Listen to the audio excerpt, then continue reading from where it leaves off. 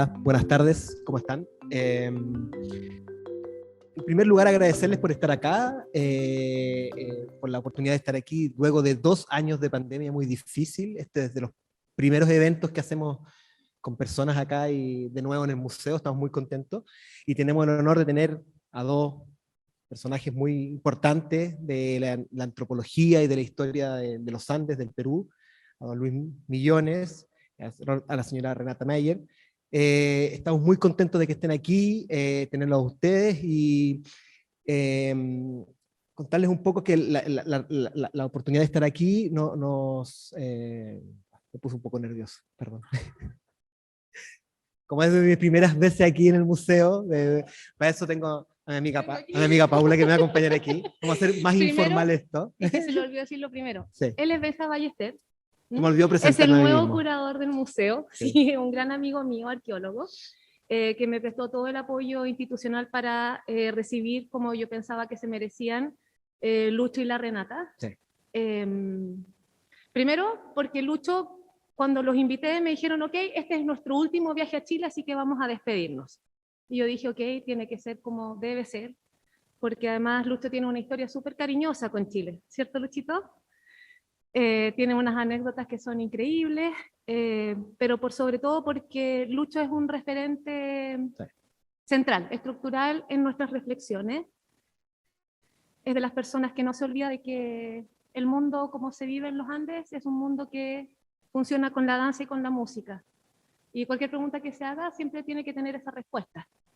Y por eso, y el honor, además, de que Renata haya aceptado, ella, conversar con nosotros sobre un tema que me enorgullece harto, porque además Benja, por ejemplo, ha sido bastión importante en una revisita de cómo deben funcionar las instituciones teniendo más mujeres, incorporando el espacio femenino, y Renata nos viene a hablar de eso también, de cómo mirar a las collas, a la mujer del Inca en las fiestas andinas desde la colonia hasta el día de hoy.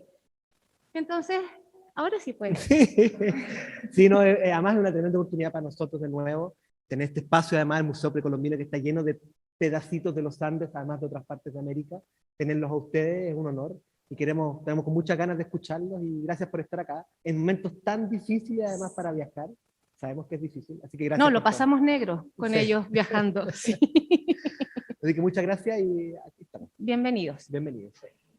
Yo no sé si es buenas tardes o buenas noches, porque como cuando acá el sol todavía no se pone para los limeños, ese es buenas tardes, porque el sol se pasa rapidito y entonces ya oscuro ya es buenas noches. Yo también muy contenta de estar con ustedes, para mí es una ocasión muy especial. La última vez que estuve en este museo fue en el Congreso de Americanistas, que hubo una exposición extraordinaria de equipos. Y no me olvido de, además de los libros infantiles, los libros que tenían en la biblioteca, la impresión de un museo que funciona, que es una de las hitos de la cultura y que la gente viene y que la gente escucha sobre esta institución que es muy importante. Entonces yo estoy súper emocionada y muy contenta y te agradezco mucho, Paula, te agradezco también a Luis, porque es toda una familia, en realidad casi debería saludar a la familia Martínez, pero estoy muy contenta. Y aprovechando justamente la situación de que el Día Internacional de la Mujer, no lo escogimos a propósito, que no sabíamos que íbamos a caer justo en la fecha, la importancia de las mujeres en el incanato. Si nosotros repasamos o vemos que las 2 crónicas más importantes que escribieron los indígenas es Huamampoma y la otra Santa Cruz Pachacútec, Juan Santa Cruz Pachacútec, el uno editado, nosotros hemos usado mucho a Rolena Adorno, el libro de ella me parece muy bueno, y también la de Itié y Dubiols para Santa Cruz Pachacútec, porque son 2 maneras de ver el mundo andino, pero 2 indígenas cristianizados y que escriben en español con mucha influencia del quechua. Y yo creo que son muy importantes porque es ya una élite indígena culturizada y muy especial, porque hay que pensar que la cultura indígena no tenía escritura y que estos dos señores realmente representan como un salto, como para nosotros hoy día sería, a mi generación, la Internet. Es una cosa nueva que ellos supieron aprovechar. Entonces, eso es muy importante. Pensando qué libros llegaron y qué cultura trajeron los españoles cuando llegaron a la conquista, tenemos que pensar que la Europa vivía en una situación que la mayoría de la gente era iliterada, no tenía escritura, había muy poca gente que vino a América, los cronistas o algunos que sabían escribir, pero qué libros y qué cosas llegaban, probablemente mucho la ideología de la Edad Media que había en Europa en ese momento. Y es una parte de nuestra historia que no hemos estudiado y que no le hacemos mucho caso, pero necesitamos darnos cuenta que lo que trajeron los españoles no era el cristianismo del siglo XVI, sino probablemente una mezcla de muchas religiones, y pensar que también los musulmanes estaban muy fuertes y mucha de la gente que venía eran judíos y muchos eran marranos. Así que hay una fusión de culturas interesantísimas. ¿Y qué lecturas habría tenido Huamampoma para que él escribiese y hiciese esas pinturas? Probablemente habría tenido esos íconos y esas pinturas, y probablemente los dos, Santa Cruz Pachacute, habrían tenido todas estas figuritas y cosas que la iglesia usaba para cristianizar. Entonces, tenemos que tomar en cuenta esa parte muy importante de qué tipo de cristianización, qué tipo de ideología, qué nos trajo España, no solamente el catolicismo, la Inquisición, yo qué sé, trajo un montón de cosas que la gente hasta hoy piensa, ¿no? Los duendes, miles de creencias que son parte de nuestra cultura hasta hoy. Entonces, con eso quería comenzar. En la crónica de Huamampoma, él dedica una gran cantidad de hojas en los primeros incas y en las primeras collas, en las primeras esposas.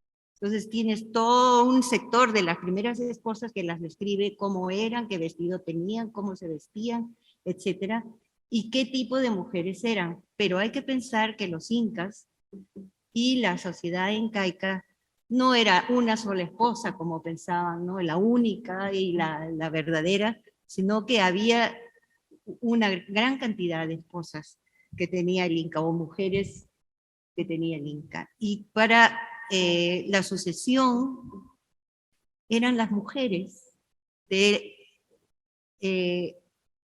esta élite incaica las que decidían muchas veces quién sería el sucesor. No había, se dice, ¿no?, que era una sociedad machista y hombres, pero sin las mujeres, las decisiones allí en la época de los incas eran muy importantes. ¿Qué mujeres eran las más importantes y qué decisión se tomaba para quién fuera el heredero verdadero de una sociedad como la incaica? Y llegamos a la primera colla, que era la esposa de Manco Cápac, Mamahuac. Si ustedes leen lo que está escrito, lo escribió Huamampoma, decía, muy hermosa y morena, de todo el cuerpo y de buena talla. O sea, ya son cosas que le dijeron cómo debería ser. Esta dicha señora hacía hablar a las piedras y peñas y huacas, o sea que era media bruja. De esta señora comenzaron a salir reyes incas. Dicho era el hijo del sol y de la luna, o sea, ella no tenía padre, sino era el hijo del sol, hija del sol y de la luna, y se casó con su hijo primero, Manco Cápac Inca. Entonces, si nosotros pensamos esto, Dios mío, ¿qué cosa es esto? Una madre que se casa con su hijo. ¿De dónde sacó Huamampoma esta tradición o esta historia? Y si miramos bien también este dibujo que ha hecho Huamampoma, hay muchos símbolos interesantes. Probablemente esta señora está en su momento que la están peinando, le están arreglando las uñas y hasta tiene un espejo. Y un amigo psicoanalista decía, es tal cual como la mamá de Blancanieves, espejito, espejito en la pared, ¿quién de este país es la más hermosa? Pero es interesante cómo Huamampoma utiliza, y habría que hacer también un estudio de todas estas pequeñas iconografías en los cuadros de Huamampoma.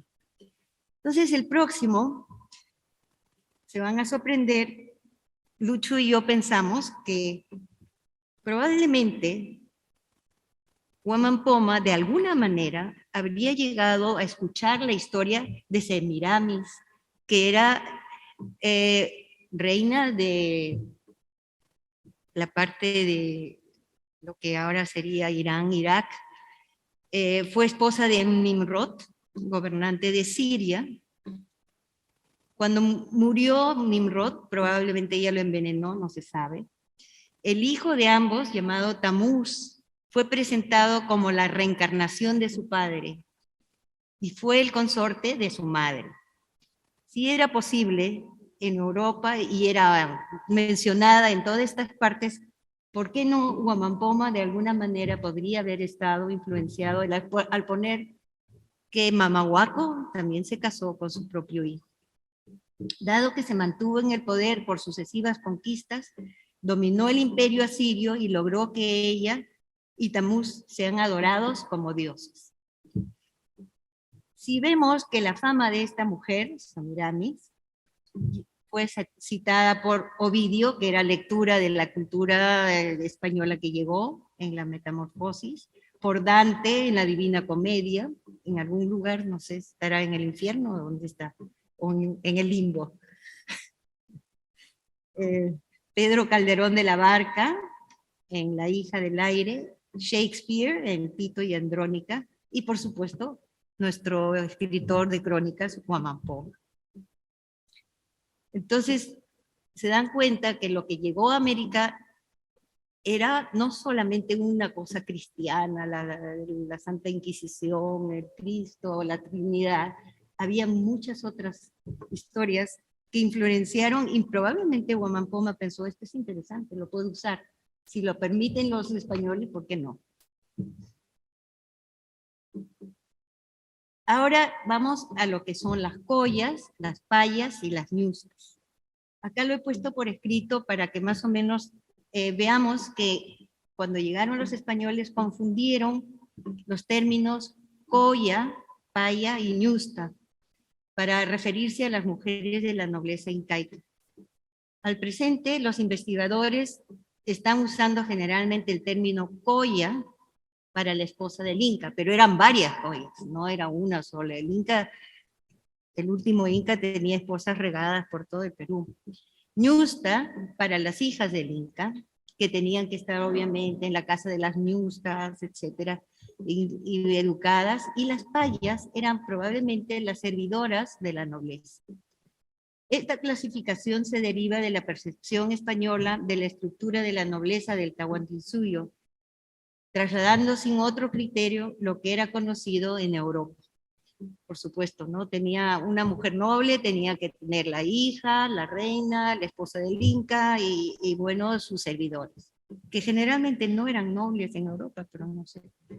En realidad, el número de esposas y su importancia personal dentro de la élite imperial poligámica era cambiante, dado que ante el peligro de la desaparición política o deceso de cada inca, las luchas internas por acceder al poder convertían a la esposa favorita del Inca en la persona con capacidad de decisión en ese difícil proceso de cambio.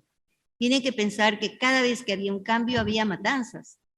Se mataba a toda la oposición. y para que no haya, incluso las mujeres que estaban esperando bebés, para que no haya una competencia. Y eran las mujeres dominantes, eran la mujer que decidía quién era su hijo favorito, quién debería ser el futuro inca. Y estos futuros incas no heredaban nada de su padre, ellos tenían que ganárselo. Entonces es por eso que nosotros tenemos la expansión del imperio incaico, porque no es que moría Manco Cápac que le dejaba a su hijo Sinchi Roca, no, Manco Cápac no moría, era una momia que seguía gobernando y seguía decidiendo y se iba con todas sus tierras y sus riquezas, y el hijo tenía que ganarse otras tierras. De ahí que él también tenía que buscarse sus mujeres nobles, de ahí que tenía que encontrar la nuestra correcta, que sería después su consejera probablemente. Bien, saltemos al siglo XVIII, Martínez Compañón, y vemos que ya existe, Martínez Compañón es el obispo que fue de la zona norte, Trujillo, Cajamarca, Amazonas, todo el norte del Perú, pero era una parte geográfica bastante grande. Hoy en día tenemos otros Trujillo, Chiclayo, Lambayeque, Amazonas, etcétera, etcétera. Pero en esa época el obispo abarcaba y el obispado abarcaba toda esa parte. Y escribió unos libros fabulosos, viajó con unos indígenas que eran acuarelistas, y probablemente fue un trabajo etnológico, etnográfico, etnológico, biológico, increíble, porque registró con dibujos fiestas, registró animales, registró mapas, registró restos arqueológicos, y entre esos encontramos las acuarelas de las danzas de las payas. Ahí, ¿no? Ven ustedes que ya están incorporados en lo que los españoles o los indígenas ya interpretaban una danza con música que ya llega de España, el arpa, la mandolina, el violín, la guitarra. Estos dibujos los puse porque es justamente en la zona norte donde un amigo nuestro que era arqueólogo, los arqueólogos de acá deben haberlo conocido, a Dick Shadell, a Richard Shadell. Richard Shadell trabajó mucho en Trujillo y él estaba fascinado por esta zona de Otusco porque había visto una fiesta, había escuchado de una fiesta donde era la danza principal, era la danza de las collas y con su inca. Y entonces él nos convenció que teníamos que ir a Otusco. Lucho fue a trabajar por meses a Otusco, en la familia Millones existe el servicio de hijos obligatorio, el servicio paternal obligatorio. Entonces llevó a los hijos de fotógrafos, de etnógrafos, y bueno, entonces la familia participó dentro de esta fiesta que nos llevó a Otusco, que queda en el norte del Perú, y les voy a presentar el mapa para que ustedes más o menos se den cuenta dónde queda. Esto fue en el año de 1994. Con la pandemia no sé qué habrá pasado y cómo será, pero es la fiesta más importante del norte de Trujillo y se festeja en honor a la Virgen de la Puerta, que es la Santísima Concepción, que es el 8 de diciembre, pero como en el Perú tenemos la costumbre de que las fiestas se festejan según el pueblo, porque no le vas a quitar la clientela al otro pueblo, lo cambiaron al 15 de diciembre. Y esta virgen, en la última visita del Papa, la sacaron de este sitio y la llevaron hasta Trujillo para que el Papa la bendiga. O sea, es una virgen milagrosa, muy importante, que incluso en las alturas de Otusco detuvo a los benditos piratas para que no saqueasen la ciudad. Entonces comenzamos con la fiesta de la Virgen de la Puerta.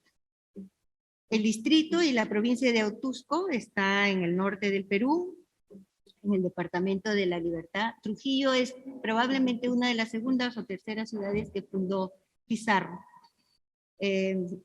además en su nombre, porque él nació en Trujillo. y está colmada de millones y millones de miles de feligreses. No es la manifestación de mujeres en la plaza principal de acá, pero de todas maneras es interesante. Acá tenemos más o menos un mapa que hemos sacado de Google para que ubiquen que está en las alturas. Lo que está hacia el lado del Pacífico es la costa, que es desierto como acá. Luego los ríos que bajan y la parte donde está Otusco ya es sierra, probablemente a unos 3.000 metros de altura. Cuando fue Lucho y su grupo de fotógrafos y amigos, entre el cual estaba también su amigo fotógrafo Hiroyasu Tomoeda, que hizo las fotos de la fiesta, el camino era tortuoso y era casi 4 horas. Hoy en día ya lo pavimentaron, además como es una fiesta importante, ya se llega más o menos en 2 horas. Y acá también hay una foto aérea, más o menos ven la ciudad o la ciudad de Otusco, bueno, el pueblo, no tiene muchos habitantes, además todos han emigrado a la costa. Se dedica específicamente o mucho más a la agricultura y a la ganadería, y acá tienen una vista a la iglesia. Todavía, gracias a Dios, hay techos que no es calamina, sino también tenemos tejas, ¿no? Y tenemos el próximo que nos da una vista que está en las alturas y el valle sigue hacia abajo. Eucaliptos, como acá, y el olor de eucaliptos y otros árboles, y probablemente la misma biología o las mismas plantas que tienen ustedes en la sierra. Comienza la fiesta y la gente empieza a llegar. Entonces empiezan a alquilarse y a parcelarse las veredas. Todo el mundo tiene negocios que hacer. Y entonces llegan a un caserío, a un pueblo que tiene más o menos 2.000 habitantes, no tiene muchos hoteles, no tiene hoteles prácticamente. Entonces la gente duerme en la calle, es como una feria, una peregrinación de todo el Perú. Llegan incluso gente del Cusco, llegan aproximadamente 100.000 personas a este pueblo que ustedes ven que es pequeño. Y por supuesto empieza la venta de los cirios. No sé si acá en Chile tienen esta costumbre de estas velas tan preciosas que son, ¿no? Que le ponen adornos, son unos cirios que son así de grandes. Entonces, venta de cirios, venta de comida, venta de todo. Llega el día principal, o uno de los días principales, que la Virgen está en la entrada, no está dentro de la iglesia. Por eso le dicen la Virgen de la Puerta. Está mirando hacia afuera. Y entonces la tienen que bajar. La bajan con un mecanismo muy complicado, que es como una hieles, y mientras que el pueblo está en la plaza cantándole las mañanitas, cantándole Happy Birthday, cantándole y recibiendo a la Virgen que baja por este andamio especial. Una vez que llega, solamente la pueden tocar algunos miembros de la hermandad, que son los encargados de vestirla y embellecer la imagen. Y por supuesto la Virgen está, no hay que quitarle sudor, la Virgen está preocupada, hay que ponerle ropa nueva y entonces, y tocarla, para que es muy importante. Ahora, los peregrinos que llegan allí son peregrinos que van, como dice Paula, a bailar y a hacer música, pero no todos. Acá tenemos otra vista de la plaza principal. Esa es la municipalidad. Ven que ya está colmada y lo más importante son los cohetes y los castillos de fuegos artificiales. Cada comunidad, si ustedes vieron el mapa de la zona, manda sus danzantes y tienen sus orquestas. Las orquestas las traen de todo el Perú, hay gente que viene del centro del Perú, y son orquestas de todo tipo de música y además las tienen que mantener, ¿no? Por los 5 días de la fiesta le tienen que dar de comer, le tienen que dar alojamiento, etcétera. Es un gasto. Acá tienen, ¿no? Ellos bien uniformados y bien puestos. Tenemos muchos grupos que danzan, pero los que nosotros percibimos que fueron los más importantes eran 3. Los negritos de la Virgen, que son los esclavos de la Virgen, que generalmente son los que tienen derecho a entrar a la iglesia y cuidar a la Virgen, pero no son los especiales. Luego los gitanos y el Inca y las joyas. En la época que nosotros fuimos, ya la danza del Inca y las joyas ya estaba con menos dinero que los gitanos que tenían, eran los empresarios más bien de todo el grupo.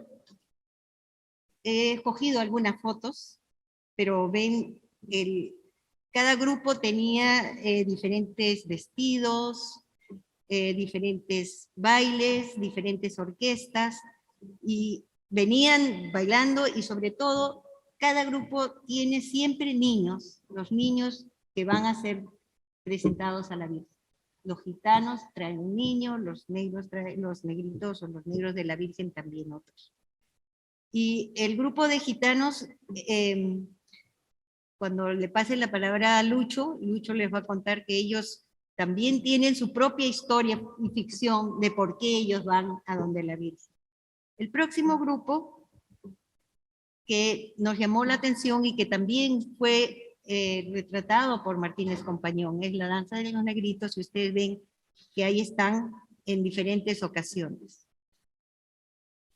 En 1950, uno de la hermandad nos dio esta foto que le tomaron a uno de los principales dirigentes de esa época, que era Carmelo Tarazona, que en realidad era negro, pero no se tenía que pintar negro, porque lo que hacen los negros de la Virgen es que ellos se pintan la cara y se visten con ropa muy primitiva para honrar a la Virgen. Ellos no bailan, ellos tienen un tambor y cantan. Acá tienen un poco una vista más cercana de los esclavos de la Virgen, hay niños. Y aquí le voy a ceder la palabra a Lucho, ya que está ahí entrevistado.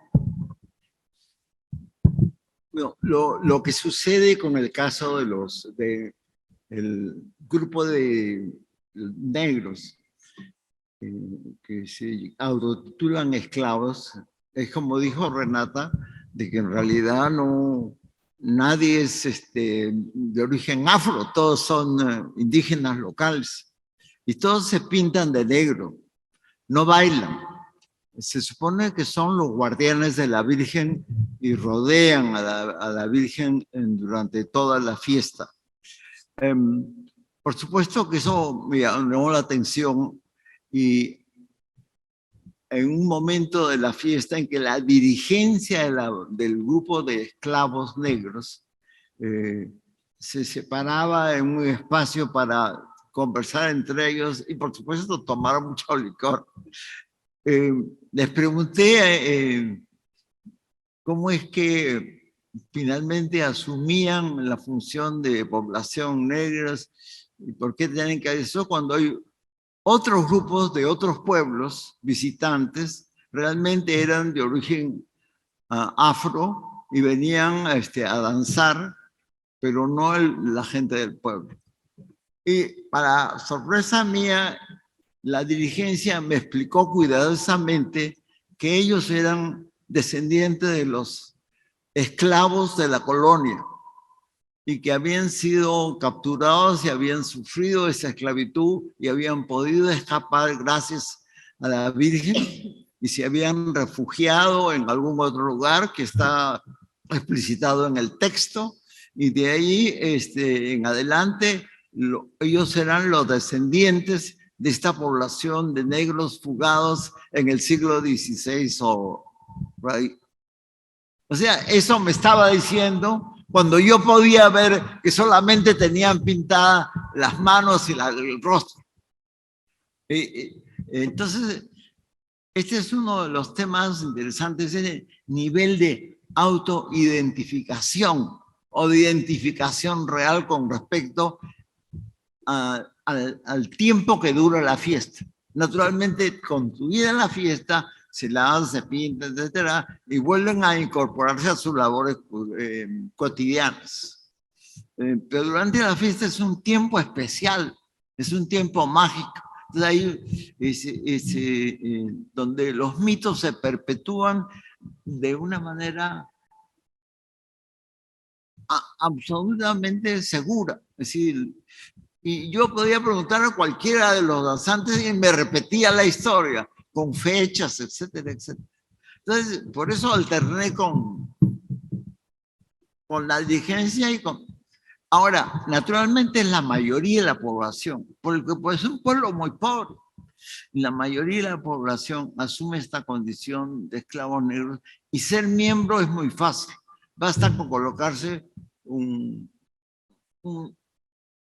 costal, un traje que solamente tiene una abertura para que pongan la cabeza y de una tela muy vasta y pintarse las manos y la cara. Y esto hace que mantengan ellos durante la fiesta un lugar predominante. Y a pesar de que los gitanos, que en realidad es el sector comercial de la comunidad, el grupo de collas sean secundarios en número, en cercanía a la Virgen, etcétera, con respecto al grupo de esclavos que crecerá y es de hecho más numeroso. Pero mantienen esta diferencia. Ellos son los esclavos de la Virgen. Los otros grupos de descendientes de afrodescendientes que llegan a la fiesta pueden danzar, pueden participar, pero siempre lejanos a la Virgen porque ellos mantienen ese cordón de seguridad en torno a la fiesta. En realidad el tema de los negros, de los esclavos negros, da para una serie de investigaciones, etcétera, y la relación entre los tres grupos es interesante porque hay también distinta percepción de las faltas. Y tienen una especie de lista de pecados que pueden cometer un comerciante, o lista de pecados que pueden convertir las joyas, o lista de pecados que convertir los negros. Pero en fin, eso sería para otra conferencia. Que dejemos que termine, Renata. Tal vez también podrías hablar un poco de los gitanos, de la historia que ellos crean que no son de ninguna parte. Bien, gitanos toman ese nombre en primer lugar, pues ellos dicen que originalmente no son de ahí. La idea de los gitanos que eso es una población vagabunda, que finalmente gracias a la Virgen se asentaron en Otusco. Y que, por supuesto, ellos sí pueden manejar dinero y pueden, como pueden salir, pueden intercambiar con las comunidades vecinas. Esto es bien importante porque realmente en todas las fiestas, y Renata ya lo mencionó, en todas las fiestas, la alteración del calendario, del catecismo, el calendario religioso, es notable. Porque una fiesta, al hacerlo un día específico, es un pacto con las comunidades vecinas para no hacer el mismo día la misma fiesta. Entonces cambian el calendario. Entonces, si le toca el 18, pues 18 unos, otros harán el 15, etcétera, etcétera. Y entonces, para que el día que realmente la comunidad hace la fiesta, todos los vecinos puedan asistir. Esto es importante por causa de que ha causado una serie de situaciones que hay que estudiar todavía. Sendero Luminoso fracasó en el Perú porque intentó que cada comunidad sea autosuficiente. Cuando prohibió que las comunas, las comunidades salgan de su territorio para hacer intercambios con otras comunidades, es que se crearon los grupos de defensa comunitarios. Porque esa fijación que tenía Abimael de cercar a la gente cada un espacio para poderlos controlar ellos, fue lo que determinó que las comunidades eligiesen ya tomar el partido con las fuerzas del orden, que estaban tan desordenadas al principio, finalmente recibieron esta capital que nacía de ese elemento error en la interpretación de lo que serían las comunidades andinas de parte de Sendero Luminoso, pero que duró, como ustedes saben, 12 años de terrible tragedia por el Perú. De la tragedia a la fiesta.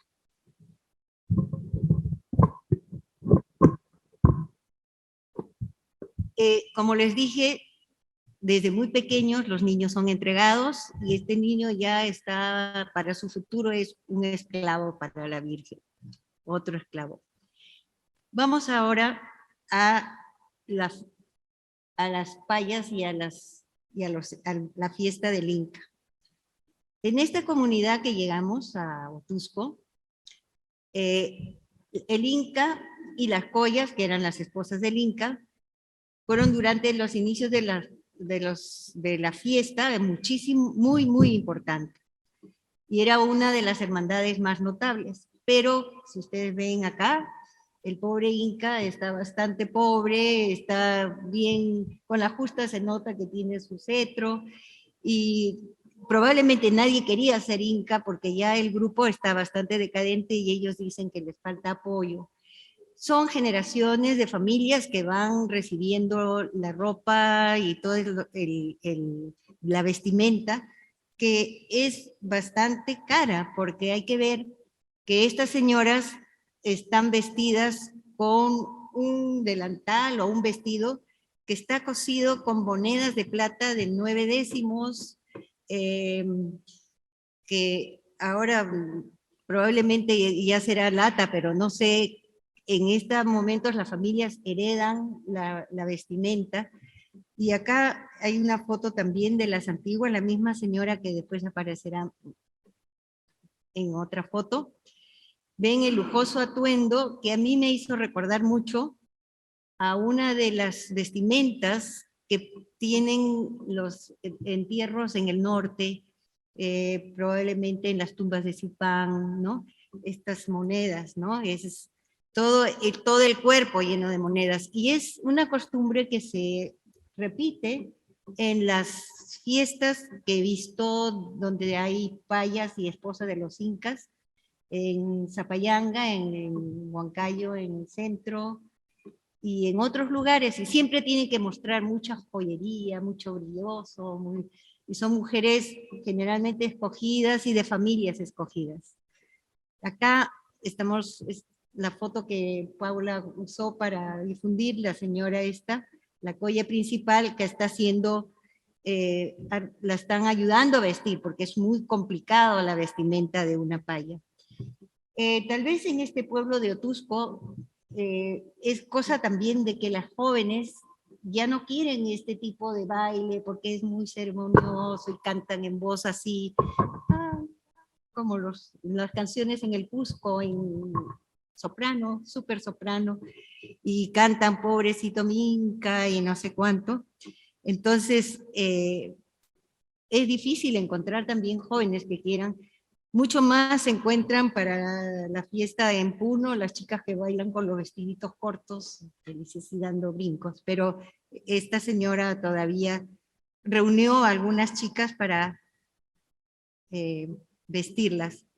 Acá vemos como el lugar que probablemente es una tienda, y ahí están las ropas y ellas hay que vestirlas, hay que ponerlas. Y me acuerdo que de niña fuimos a una fiesta donde se representaba también justamente en el centro de Perú, donde estaba bailando una colla. Y veía que la colla tenía que dar unos brincos y la vestimenta que tenía puesta debe haber pesado por lo menos 10 kilos. Y bailar con un peso tan grande es mucho trabajo. Y yo decía, y ese es lo que es el sacrificio para la Virgen, que tienen que hacer estas señoras. No es tanto como que están haciendo una representación hacia el Inca, o lo son, sino están bailando para la Virgen. Y muchos lugares para la Virgen de Cocharcas, para la Virgen no sabemos, ¿no? Acá la Virgen de Concepción. Y nos dio también, acá vemos, ¿no? Una chica, y son muy bonitas las chicas, y como dicen en la sierra, son blanquitas. Y ahí también hay otra que la están vistiendo. Entonces vemos que estas mujeres en la fiesta misma de Otuzco, ya no son la parte central, pero están listas para ofrecer todo ese sacrificio para bailar y hacer todo el baile de la colla. Y nos dimos también, le dije a Paula también, que no he ido, que hay en una zona del Callejón de Huaylas que queda en Ancash, que se llama, tenemos una danza de las payitas, pero las payitas no tienen como, la fiesta es San Pedro. Ellas bailan para San Pedro.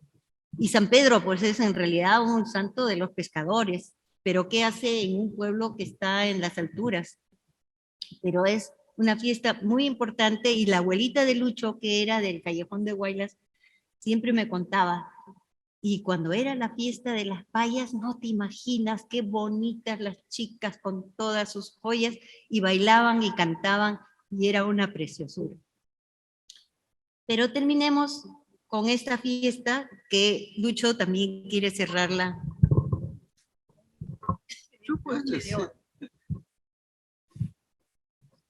Pues yo realmente lo que te voy a decirles es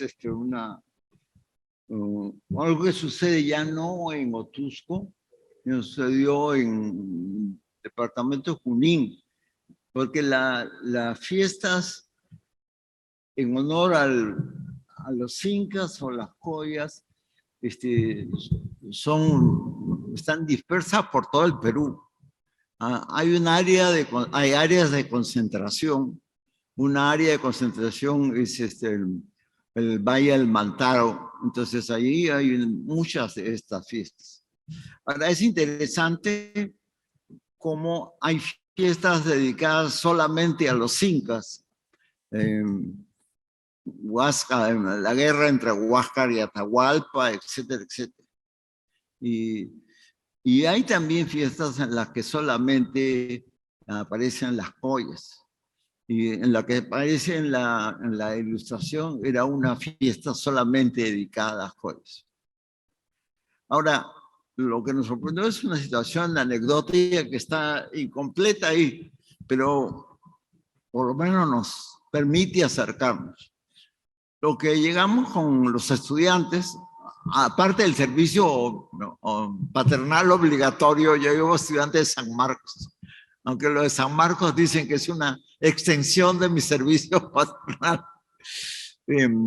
porque siempre debemos conseguir fondos en alguna otra parte, ¿no? Y vamos, y yo llevo hasta 11 estudiantes, bastantes.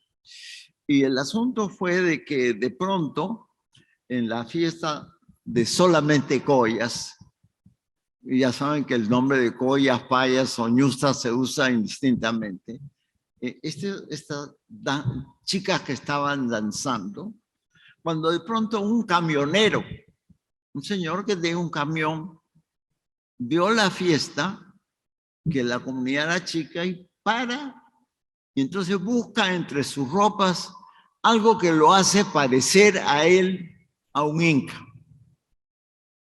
Con mucha imaginación, como ven ahí.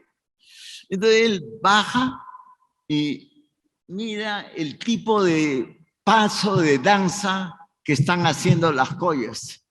Y entonces se acerca al grupo, se acercó al grupo y empezó a seguir el paso y colocarse al lado de ellas, y ninguna de ellas se alarmó, simplemente siguió marcando el paso. Y entonces el grupo continuó la danza, ahora con este inca improvisado que se había metido al grupo. Yo corría cuando se deshizo la fiesta, se deshizo el grupo, las collitas fueron hacia el sitio donde se estaban cambiando, y yo envié a una de mis brillantes alumnas, una chica que ahora enseña en Estados Unidos, y siguen las joyas, voy a hablar con el Inca, el Inca falso. Entonces le pregunté, ¿y usted viene, se para en su camión, se baja y cree que se convierte en el Inca? Entonces él me dijo, no, hijo, yo las vi, pobrecitas, estaban bailando solas, y entonces necesitaban a un Inca, pues entonces, ¿por qué no? Me puse a bailar. Entonces yo corriendo, llega corriendo mi chica, y le digo, ¿y le preguntaste? Y la chica dice, sí. Dijeron que en realidad les dio pena que ese señor bajase a bailar. ¿Y por qué no dejarlo ahí? Al fin y al cabo, si no estuviéramos nosotros, él no podría ser el Inca. Muchas gracias. Yo creo que hoy en día ya da lo mismo. Le dicen collas, le dicen ñustas, le dicen payas.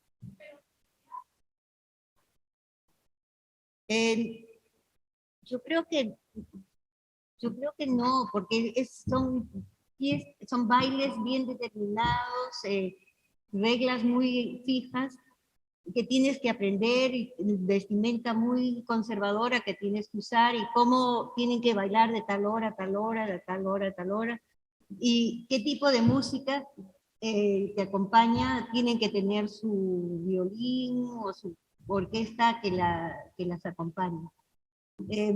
Hay una cantante de música criolla limeña que se llama Alicia Maguiña, que estudió mucho la música popular y canción criolla y todo.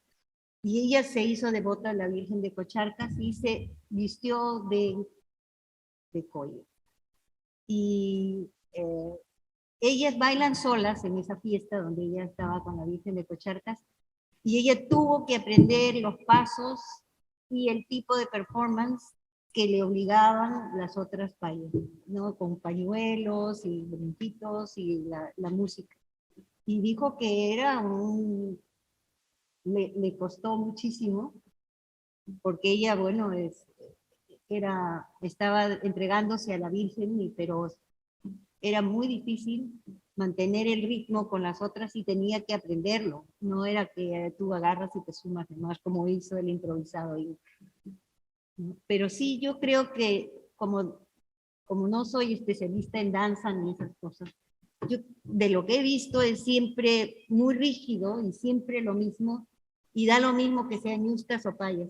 Claro que en el Perú ya ahora confundimos, porque también hay un músico, Valcárcel, que ha hecho las Vírgenes del Sol, ¿no? Que en realidad teníamos que bailar como ñustas con el colegio, ¿no? Pero no hay una diferencia en la performance. Lo importante es ese momento que ellas tienen para cantarle a la Virgen y hacer su performance con canciones que han heredado, y creo que incluso en esto de las Vírgenes de Otusco, tú mandaste un grupo de estudiantes para que tomen nota de las letras de las canciones que cantaban las payas, ¿no es cierto? Está publicado eso. En algún trabajo. De las letras. Sí, pero no sé si te contestaba la pregunta. En Carhuamayo tú me contaste de que había antes de la fiesta del Inca, de la muerte del Inca, había una colla sola que bailaba, y que era la danza de la colla, y que era solamente la colla. Bueno, lo que Renata está aludiendo está aludiendo es que en varias de estas fiestas sobre el Inca, los incas, que son bien comunes, los antecedentes de esas fiestas, en más de un caso, ha sido de que la fiesta del Inca reemplaza a la fiesta de la Colla.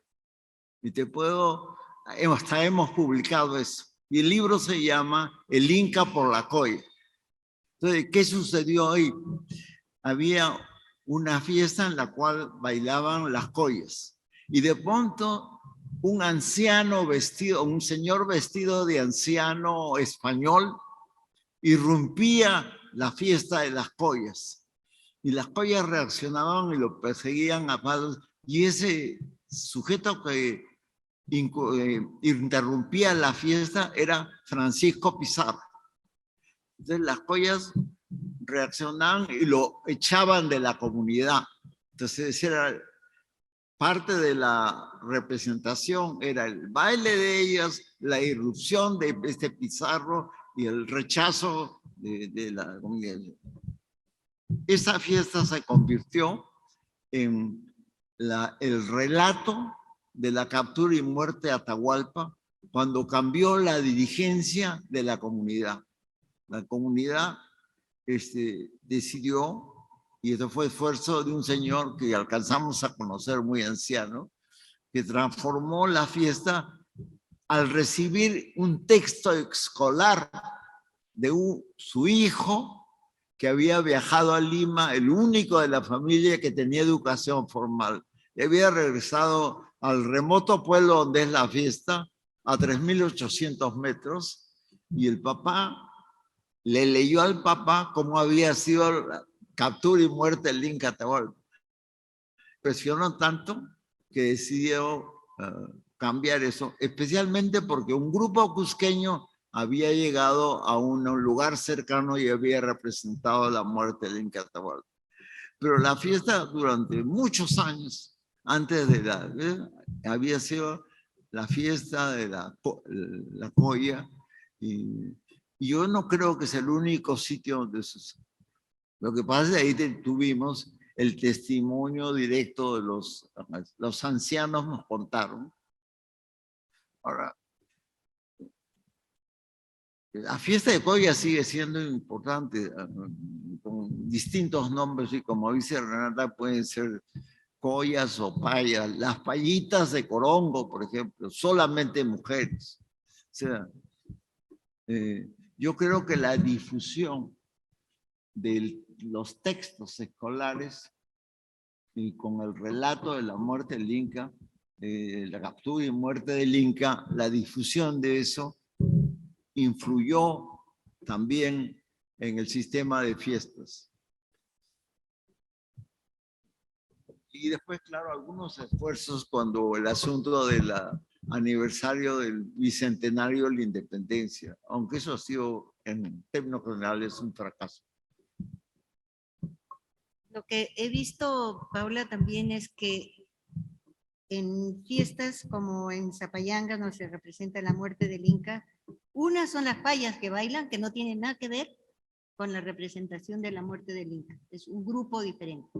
Y las payas son servidoras de la Virgen de Cocharcas y bailan aparte. Las payas de Corongo, probablemente, como dice Lucho, son solamente mujeres, pero ellas bailan para San Pedro. Acá en Otusco, ellas están bailando como un grupo aparte. Yo creo que el Inca era lo menos importante. Por eso que el pobre Inca que ponen era el esposo, el que dijo, bueno, te ponemos la capa y nos acompañas, ¿no? Pero ahí lo más importante es las mujeres que son dirigentes. Como dice Lucho, en realidad nosotros hemos estudiado un caso muy específico y no sabemos en cuántos lugares se sigue repitiendo. Me llama mucho la atención que eso exista en el norte de Chile y que sea tal cual, con gitanos y con negros pintados. Y me viene también a la mente esta cosa psicológica que sería tener la empatía de sentirse el otro. O sea, si tú eres indígena y te pintas de negro, te vas a sentir y vas a sentir cómo siente el otro. No sé si será eso no, probablemente ellos no lo saben, pero esta identidad o de sentirse como el otro es muy importante, como los que van al Coyuriti y son las llamas o los ucucus y se portan como ucucus. Y por ese momento ellos son ucucus, por ese momento los indígenas son negros, a pesar de que son indígenas. En una fiesta de cruces cerca de Ayacucho, vimos que los que bailaban eran la gente de la selva, que le decimos chunchos, pero es despectivamente, ¿no? Pero eran indígenas de las alturas, que se habían ido a comprar la cushma y se habían puesto plumas y eran indígenas y tocaban los instrumentos y se habían puesto plumas, pájaros. Y si tú lo veías, yo pensé que eran gente de la selva, pero no, eran indígenas que se estaban identificando con la gente de la selva. ¿Qué va detrás? No sé. Y yo creo que sí, dentro de la ideología que es precolombina, probablemente es esta necesidad de representar al otro y lo que ha quedado ¿no? de la conquista, que se sintió muy terrible, toda la caída del imperio y que quedaron las mujeres desamparadas, ¿no? Y los negros desamparados, los gitanos desamparados, los otros. Es como una representación del otro que no era, porque por fin los nobles incas se acomodaron muy bien. No, ese es más o menos, no sé, estoy tanteando la respuesta. Bueno, es que en el norte de Chile existe casi la misma cosa de gitanos y de negros que se pintan y toda la misma situación, ¿no?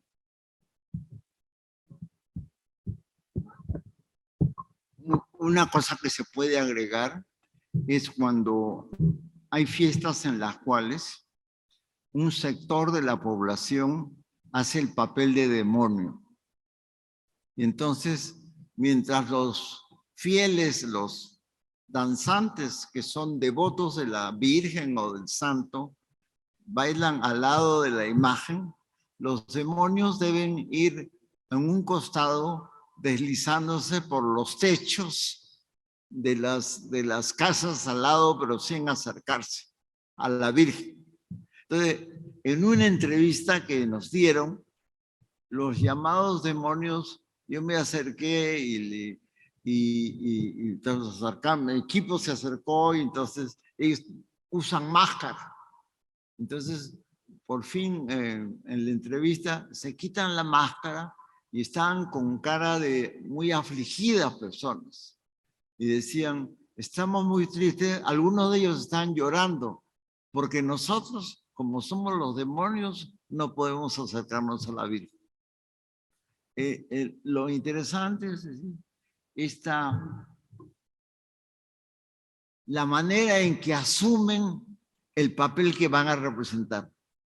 Eso es lo que me pareció más impresionante, aparte de lo que dijo Renato. Yo no sé si en los otros bailes, el de Otusco, etcétera, las ñustas o las collas que están bailando tienen un relato también, o es solo una coreografía con su música, pero sin necesariamente un elemento, no sé si la palabra sea correcta, dramatizador. Si hay también en esas otras danzas solo de mujeres algún relato. ¿Por qué están bailando más allá de la veneración al santo o a la santa? ¿Qué es ese baile? ¿Qué es ese baile?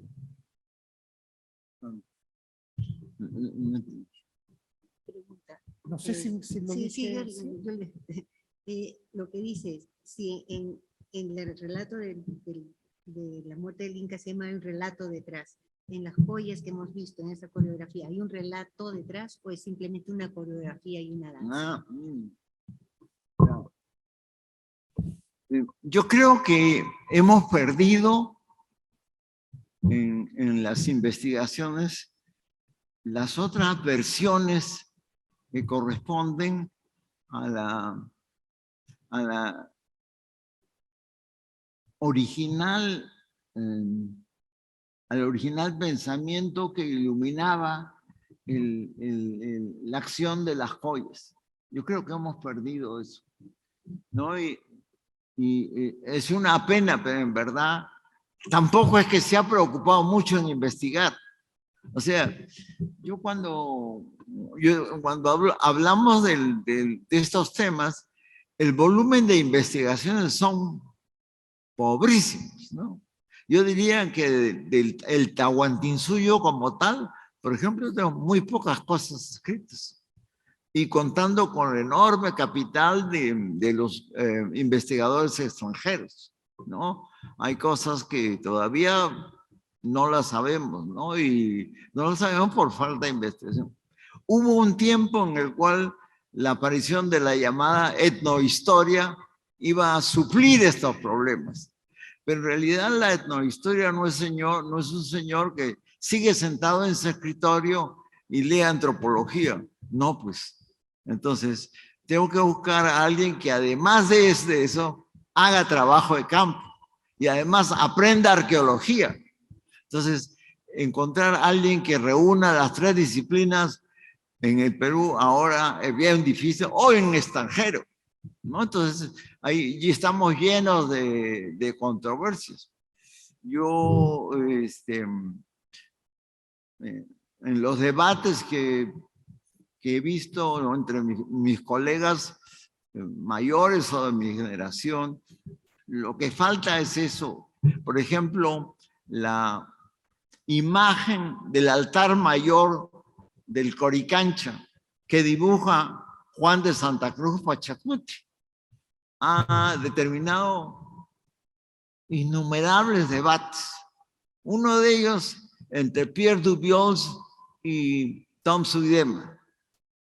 Y es un debate terrible, porque mientras uno plantea de que ese altar mayor pertenece a una iglesia, a un retablo cristiano, el otro sigue sosteniendo que en realidad era del Coricancha. Es decir, no puede ser opciones tan extremadamente diversas en épocas, después de tantos años de supuestamente haber estudiado el Tahuantinsuyo. Así que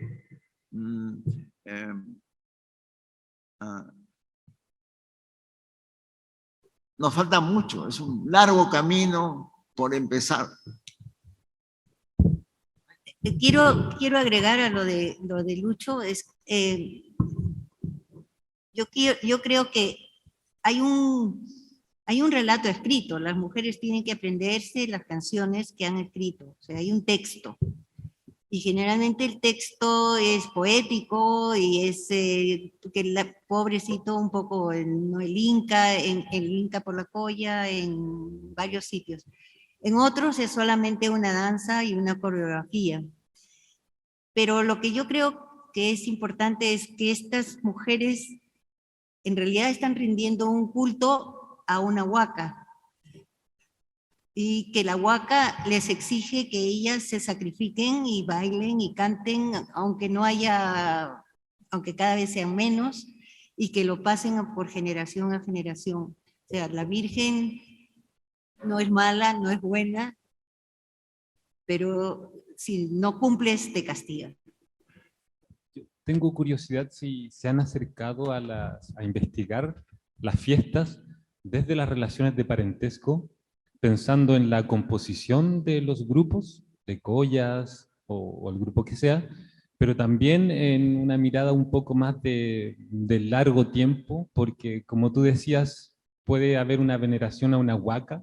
Normalmente cuando se veneraba a una huaca había cierta relación, ya fuera mitológica o más real, de parentesco. Entonces estas personas tienen un relato histórico que las vincula de alguna manera a las collas, a la colla, a las payas, entendida en términos históricos, o al Inca. Es interesante, yo creo que, como dice Lucho, hay que hacer el estudio, pero sí generalmente son familias,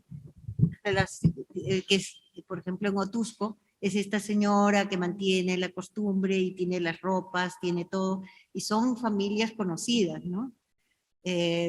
Si muere la única persona que todavía queda con eso, me imagino que la tradición se acaba, pero sí es interesante que yo creo que se ha hecho muy poco estudio, sí es que hay una especie de parentesco, un estudio de quiénes van y cómo van, probablemente en Cusco, en algunos sitios donde la gente es mucho más, se siente inca, exista mucho más esto, nosotros pertenecemos a tal comunidad y nuestra huaca es tal, y eso sí, ¿no? En los pueblos, en Sarwa, pintores de Sarwa, de quechua hablantes, ellos tienen su huaca y su huaca tiene un nombre y ellos van pero es el pueblo, es la comunidad, y unos tienen que ser los servidores y otros son los que ayudan, y está dividida la comunidad en ese sentido.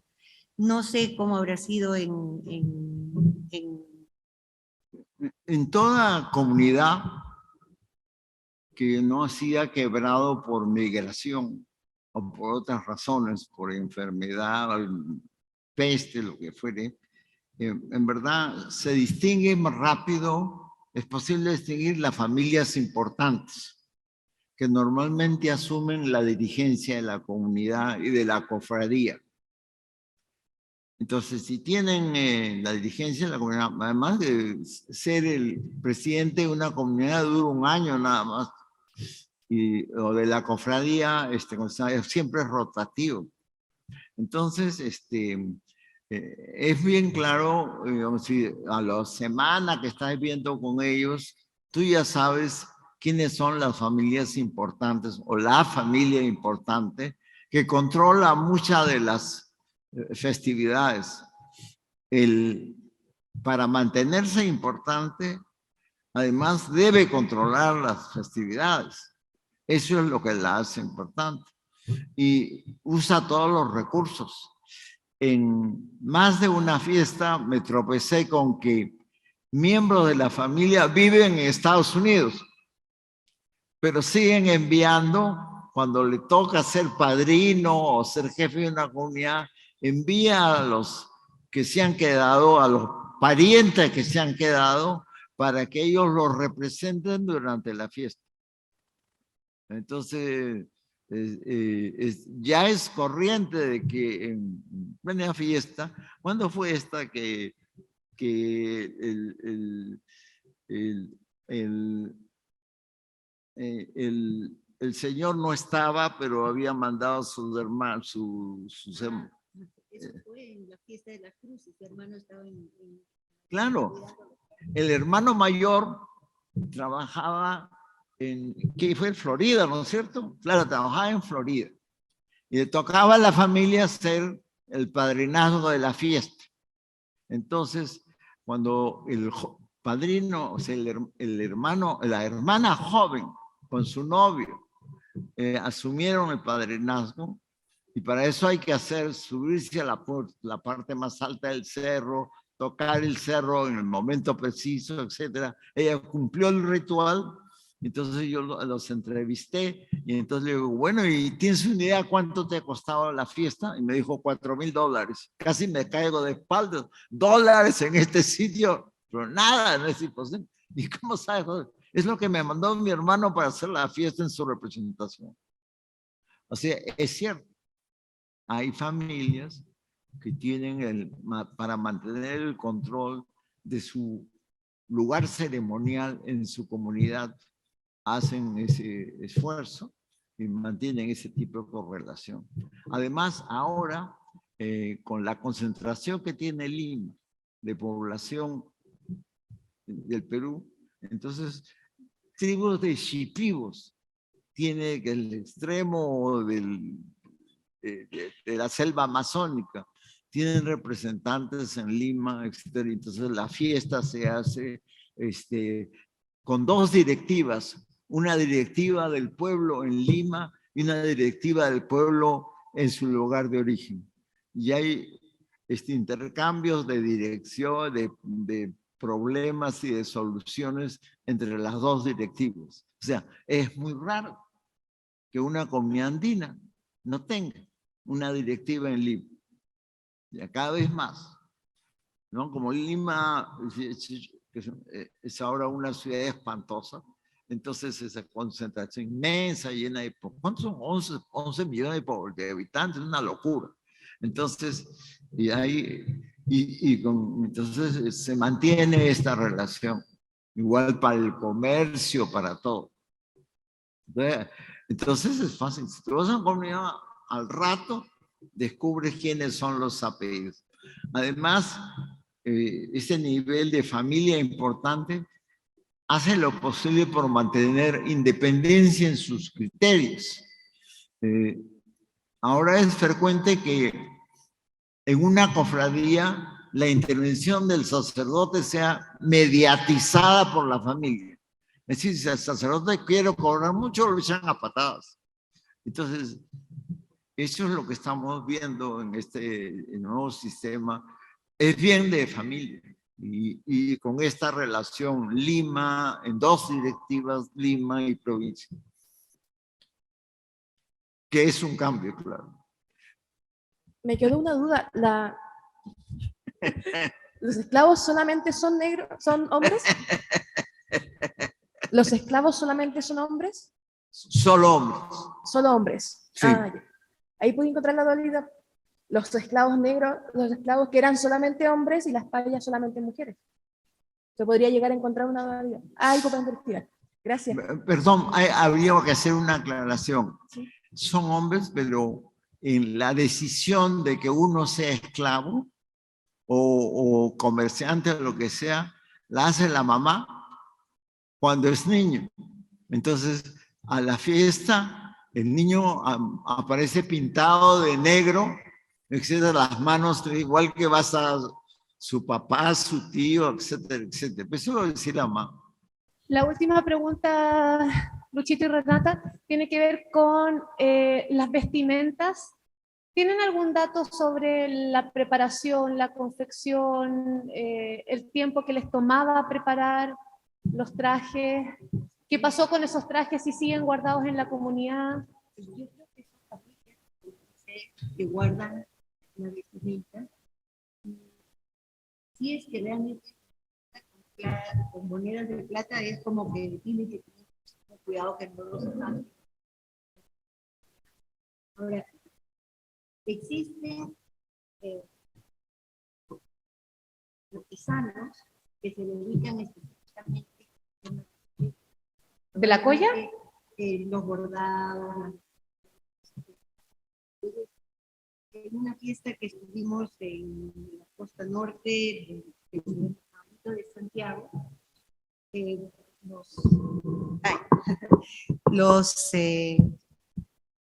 el que hacía de Santiago, bueno, el caballito de Santiago, tenía una capa bordada que lo había mandado a hacer a Lima. Y es muy costosa. Ahora, si ustedes ven la ropa que tienen las joyas de Otusco, es bien costosa. Y probablemente también, no sé ahora cómo habrá sido, ¿no? Porque ahora, con toda la crisis que hemos tenido y todo, probablemente hayan vendido todas las monedas y las hayan cambiado, pero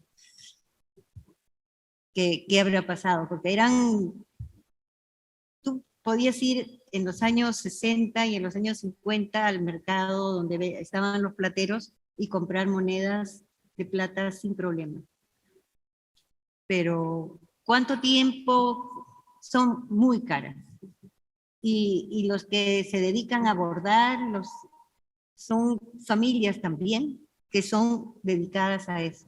Y son herencias, o sea, tú hay un barrio detrás del Congreso de Lima donde están las personas que hasta bordan la borda presidencial. Son ya como gremios o personajes. Y yo creo que, digamos, en este caso de Otusco, la señora tenía la ropa, lo tenía guardada y en ese momento todavía no había sido la crisis de Alan García, ¿no? Todavía. cuando fuimos a la fiesta de Otusco, ¿ya había habido toda la terrible crisis con Alan García o todavía no? Todavía no. Probablemente después vendieron todas las monedas y las cambiaron por otras. Pero si ves, también hay perlitas que son falsas. Tú puedes hacer quedar perfecta. Ah, me acuerdo que robaban las luces de las bicicletas, las rojas, ¿no? Entonces, si tenías esas luces de atrás, entonces eso también iba en la vestimenta. Sí, es bien interesante todo el sistema de fiestas y cómo funciona todo eso. Y lo que significa para cada familia, porque es un sacrificio que es todo el año, ¿no? Eso sí, en el norte de Chile debe ser lo mismo. Y lo que sí me llama la atención es que hay como que se repite, ¿no? Cómo es, no se ha estudiado lo suficiente cuántos pueblos hacen todavía estas fiestas y cómo lo hacen.